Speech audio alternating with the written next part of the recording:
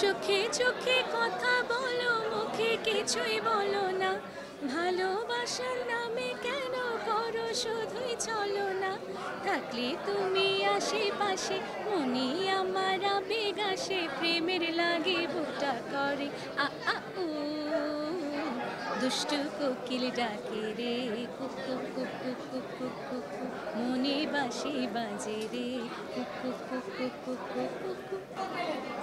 অনেক ভালো, অনেক অনেক ভালো, খুবই আনন্দিত।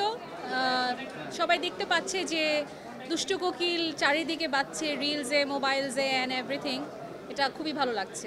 গানটা যখন রেকর্ড হয়েছে তখন যেহেতু হুক লাইনটা অনেক ক্যাচি, আর তুফান ইজ এ বিগ মুভি এবং বিগ কাস্টিং। আমাদের আমি জানতাম যে নায়িকার কণ্ঠে যাবে, তো তারপর জানলাম মিমি চক্রবর্তী। অ্যান্ড মিমি চক্রবর্তী শুনে অনেক খুশি হয়েছিলাম। তারপর দেখলাম মেগা স্টার শাকিব খানও এই গানে অ্যাপিয়ার করছে, বিকজ আমি জানতাম যে এটা ফিমেল কণ্ঠের গান, শুধু নায়িকাদের লিপেই যাবে। বাট যেহেতু উনিও অ্যাপিয়ার করেছে তো আমি খুবই আনন্দিত হয়েছিলাম। আশা ছিল যে একটা ভালো পর্যায়ে যাবে, বাট এরকম ব্লাস্ট হবে, এত শর্টেস্ট টাইমে এত অ্যাকসেপ্টেড হবে, এটা আশা বুঝি না। নগদের কাছে সব গ্রাহকই প্রিয়, তাই তো সারা দেশে ক্যাশ আউট চার্জ সবচেয়ে কম। অফকোর্স সেটা তো দেখতেই পাচ্ছেন, অবশ্যই তার সিনেমা অনেক, যেহেতু উনি 25 বছর ধরে একটা ইন্ডাস্ট্রিতে উনি হার্ড ওয়ার্ক করে যাচ্ছে, সেটা সবাই দেখতে পাচ্ছে। এবং তুফান যারা সিনেমা দেখবে তারা বুঝতে পারবে যে তার এখনও পর্যন্ত মানে 25 বছরের যে অভিজ্ঞতা, এটা উনি ছাড়া কারো পক্ষে পসিবল ছিল না। The one and only Shakib খানের পক্ষে পসিবল। আমি আসলে সিনেমা দেখার পরে একবার দেখেছি, আমি আরও কয়েকবার দেখব। আমি রীতিমতো ওনার বিশাল আকারের ফ্যান হয়ে গেছি। সো অনেক ভালো অ্যাক্টিং করেছে এবং গানটা অবশ্যই উনি, গান তো সুন্দর হবেই, বা শাকিব খানের অ্যাপিয়ারেন্স থাকলে ওটা ডেফিনেটলি অনেক দূর যায়, এটা আবার প্রমাণিত হলো।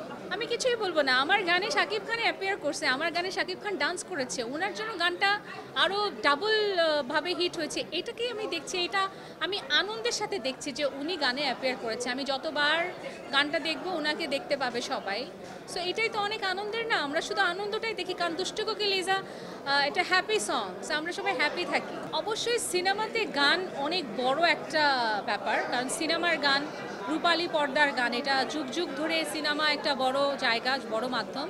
তো শিল্পীদের জন্য অনেক আনন্দের বিষয় যে গান, সিনেমা যত বড় হবে গানগুলো তত বড় আকারে যাবে। আমরা আশা করি যে যদি এটা শুরুই হয়ে থাকে নতুন করে, আবার এই ট্রেন্ডটা চালু হোক, সিনেমার গান আরও অনেক অনেক বেশি বেশি ভালো বড় বড় জায়গায় যাক। 100-এ 200%। Toofan is such a good movie, সবার দেখা উচিত। সবাই একবার দেখলে বলবে আমি আরও 2বার দেখব। আমি খুব সুন্দর কালকে একটা আমার একটা শেয়ার দিয়ে আমি একটা লেখা লিখেছিলাম যে এইটুকু জীবনে আর কতটুকুই বা চাওয়ার আছে, এইটুকুই তো পাওয়ার ছিল। নগদের কাছে সব গ্রাহকই প্রিয়, তাই তো সারা দেশে ক্যাশ আউট চার্জ সবচেয়ে কম। সো এটাতে বোঝা যাচ্ছে যে আমি কতটা হ্যাপি হয়েছি। রুনা ম্যামকে আমি গানটা পাঠিয়েছিলাম, তো উনি লিখেছিল ভেরি নাইস। তো এরপরে উনি কোনো একটা ইন্টারভিউতে উনি এলাবোরেট করেছে যে এক্সপ্রেশন খুব ভালো ছিল। অ্যান্ড আমি খুশি থাকতাম যে উনি অ্যাটলিস্ট ভেরি নাইস বলছে, এইটুকুই না। তো এর বাইরে উনি বলেছে এক্সপ্রেশন ভালো ছিল, ভালো লেগেছে ওনার কাছে গান। আমার জন্য এটা অনেক বড় পাওয়া। আসলে এত গ্রামাটিক্যালি চিন্তা করলে হবে না, অনেক সময় দেখা যায় যে অনেক গ্রামাটিক্যালি গান বানানো হচ্ছে, গানের সুর, কথা সব কিছু অনেক প্ল্যান করে করা হলো, আমরা ভাবলাম গানটা অনেক হিট হবে, বাট সেই পর্যায়ে গেল না। কিন্তু অনেক সময় দেখা যায় যে কোনো একটা গান কিছু চিন্তা না করেই বানানো হয়েছে, তারপরে গান অনেক অনেক হিট হয়েছে।